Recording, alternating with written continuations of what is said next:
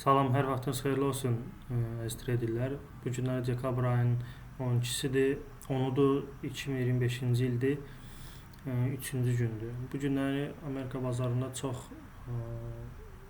volatilli bir həftə olacaq Forex bazarında ümumiyyətlə. Çünki FRS faiz dərəcəsini dərc edəcək, həmçində ondan sonra Powell'un çıxışı olacaq və bu xəbərlərin əsnasında qiymət çox kəskin hərəkət olunacaq. Ona görə də risklərinizi qoruyun və stop lossdan əməliyyatda mütləq sürətdə istifadə edin. Hər ayın ilk günləri FRS-in faiz dərəcəsi, həmçinin FOMC-un çıxışı olur. Ona görə də bu barədə diqqətli olun. Sizin üçün analiz dərəcəsi paylaşacağım. Əgər bu analiz sizə ticarətinizdə köməklik göstərəcəksə, öz trader yoldaşlarınızdan da bu barədə bölüşə bilərsiniz. Başlamaq istəyirəm euro-dollar haqqında. Euro-dollar bizdə ümumi eniş korreksiyonla ten xəttimizi qırıb, amma ümumi olaraq biz artımdayıq.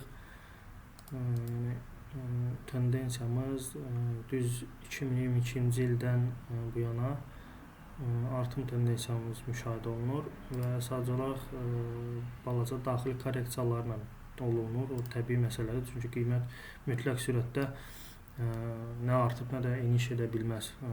Korreksiya olunması vacibdir. Bizdə euro-dollar trend xəttimizi qırıb və şam onun üzərində bağlanır və bu deməkdir ki, korreksiyamız bitib və tendensiyamız bizdə başlayır davam eləməyə. Bugünkü çıxış olacaq Powell'un, ona görə də deyə bilmərik dəqiq nətər hərəkət olacaq. Ola bilsin bizdə qiymət eniş elədi belə kəskin və ondan sonra artıma başlaya bilər və yaxud da ki, birbaşa artıma gedə bilər.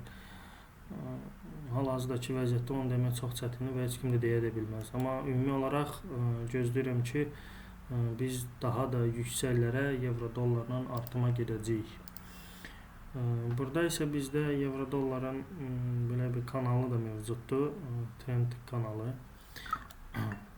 eniş kanalı.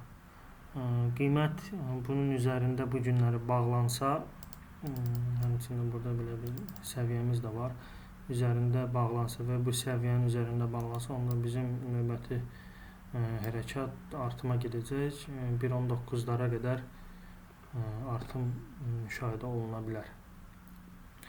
Yox, əgər artım getməsə, onda eniş olunacaq.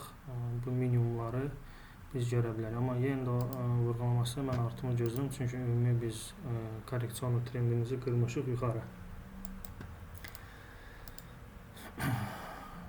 Şveysar frankı növbəti alətimizdir. Bu da euro-dolların əksidir. Belə deyim, euro-dollar artıma gedirsə, bu adətən enişə getməlidir.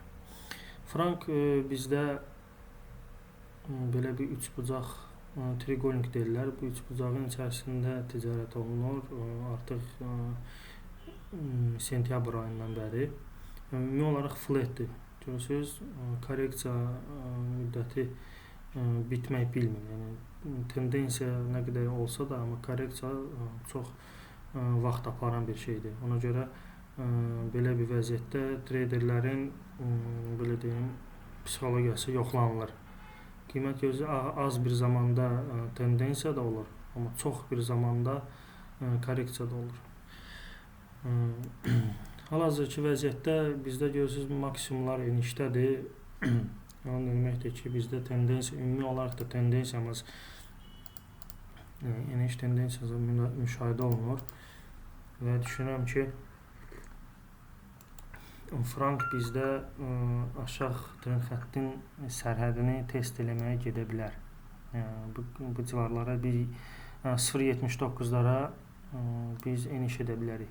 Yox, əgər frank bizdə bu trend xəttimizi yuxarı qırırsa, bugünkü FRS-in çıxışında, Powell'un çıxışından sonra və şam bağlanılsa, günlük şam, ondan sonra biz daha da artıma gedəcəyik və ümumi olaraq yavaş-yavaş eniş trendi qırıla bilər. Yox, əgər həmin vəziyyət olunmazsa, onda biz bu sərhədi test edəndən sonra və ola bilsin qırıla da bilər və enişə gedə bilərik. Əgər bu günləri frank günü şam bağlanılsa, yaxşı olar ki, bu səviyyələrdə qırılsın. 0.81 25 və 0.81-70 qırılsın. Ondan sonra rahatçılıqla artıma gedə bilər. Elə bir şey olsa, onda bizdə euro əksinə olacaq, enişə başlanılacaq. Amma olmasa, eniş davam eləsə frankda, onda euro bizdə artıma gedəcək. Yena haqqında danışmaq istəyirəm. O yüzdə yena. Yalnızdadırsa, sizə demişdim ki, korreksiya olunandan sonra bizdə 155-lərə qədər baxa bilərsiniz digər mənim videolarımda. 155-lərdən sonra artıma gedəcəyini demişdim. Çünki bizdə olması bir şeydir. Çünki biz ümumi tendensiyamız yuxarıdır. Artım tendensiyası müşahidə olunur və sadəcə olaraq korreksiyalarla biz bunu edirik. Və bugünkü vaxtlarda da yenanın yen dalışını gözləyirəm. Tarixi maksimumları, baxın həftəliyə keçdim, tarixi maksimumları yenilənəcəyinə, yəni bunu %100 sizə əminliklə deyə bilərəm. Yəni yenanın nə qədər də biz korreksiya olsa enişdə, yəni bugünkü vəziyyətdə də Paulun çıxışından sonra nə qədər kəskin eniş olsa da belə siz mütləq sürətdə yenanı alın. Sonra mənə sağ ol deyəsiniz. Çünki yena vurğulamasıyla bunu yəni %99% deyirəm ki, yena tarixi maksimumu vuracaq bizdə. Yanvara qədər, yanvarın əvvəllərinə qədər bu baş verəcək. Ona görə kim əməliyyat açmaq istəyirsə, bu günləri bu yenanı dəyərləndirin. Həmçinin bizdə belə bir trend xətti də mövcud idi enişdə. Onda şam rahat şəkildə bağlanılıb və bizim artımımız üçün heç bir maneçilik yoxdur. Sadəcə belə bir səviyyə var, onda bu günləri biz rahatçılığına qırıb keçə bilərik. Keçmək istəyirəm, növbəti bizdə alət gümüşdür. Gümüş tarixi maksimumlardadır, amma qızıl bu tarixi maksimumları hələ ki yazmayıb. Düşünürəm ki, gümüş artıq kifayət qədər artıb və dərin korreksiya bizi gözləyə bilər. Burada bir şey demək çətindir, çünki heç kim deyə bilməz ki, ha vaxt necə qiymət eniş edə bilər. Yəni, bu tarixi maksimum, burada heç bir şey görünmür. Sadəcə mən düşünürəm ki, bizə lazımdır bir dənə sıçrayış eləmək yuxarı xəbərlər əsnasında 63-65-lərə qədər və bu trend xətti qırılsın, belə bir artım trend xəttimiz qırılsın və biz daha da enişlərə dərin bir və uzun müddətli bir neçə aylıq enişlərə gedə bilərik. Növbəti trend xəttimiz gözləyir bizi. Bunu da qırsa, gümüş onda biz 45-lərə qədər eniş edə bilərik. Ona görə gümüşü gözləyirik. Fedin çıxışını, faiz dərəcələrini və sıçrayış olunsun və bu civarlarında gümüşü hazırlayırıq satmağa.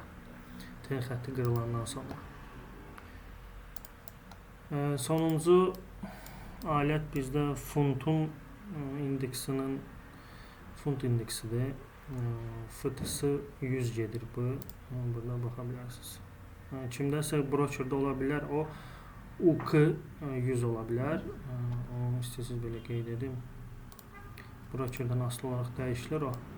Məndə misal üçün Amarketsdir, burada FTS 100-dür, amma kimdəsə ola bilər, bu belə ola bilər. UK 100 ola bilər. Brokerdən olaraq dəyişir. Ümumi olaraq artımı gözləyirəm bu indeksdə.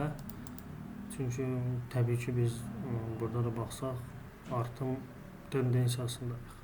Trend yuxarıdır. Və sadəcə belə bir korreksiya yeni bir artım üçün lazım idi və o da oldu. Düşünürəm ki, bu korreksiya bitib. və biz yeni bir maksimumları yaza bilərik. Limit yerləşdirmişəm. Stop lossu yerləşdirilib lokal minimum altında və düşünürəm ki, qiymət bizdə gəlsin, limitimizə dəysin xəbərlər əsnasında və ondan sonra biz yuxarılara gedə bilərik. Yox, əgər nəsə bir baş versə, bu trend xətti qırılsa bizdə, onda biz ola bilsin ki, bu minimumlarına, yəni 9400-lərə kimi eniş edə bilərik. Belə əziz izləyicilərimiz, xəbərləri gözləyirik. Xəbərlər bizə nə göstərəcəksə, həmin bu xəbərlər ümumi trendin dəyişilməsinə səbəb ola bilər. Ona görə xəbərlər vacibdir. Yəni düzdür, mən xəbərlərə fikir vermirəm, amma bu qlobal bir xəbərdir. Yəni Amerika bazarının belə deyim, təsir olunan bir valyutalarına təsir olan bir xəbər olur. Ona görə də biz gözləyirik və çıxışın nəticəsinin bəlli olunacaq. Nəyi necə ticarət edəcək, amma yenə belə deyim, %100 qalxacaq, onu alın. Gümüşü gözləyir, sıçrayış olsun və enişə başlayırıq. Euro ilə də şveytserski frankı demişəm. Belə əziz izləyicilərimiz, əgər videoda sizə bəyəndiksə, öz dostlarınızla paylaşın bunu. Həmçinin onu vurğulamaq istəyirəm, məndə qapalı qrupum var, orada siqnallar paylaşılır və kimə qapalı qrupuma abunə olmaq istəyirsə, mənimlə əlaqə saxlayıb bu barədə sizə köməklik göstərə bilərəm. Sağ olun, salamat qalın, növbəti videolarda görüşmək üzrə.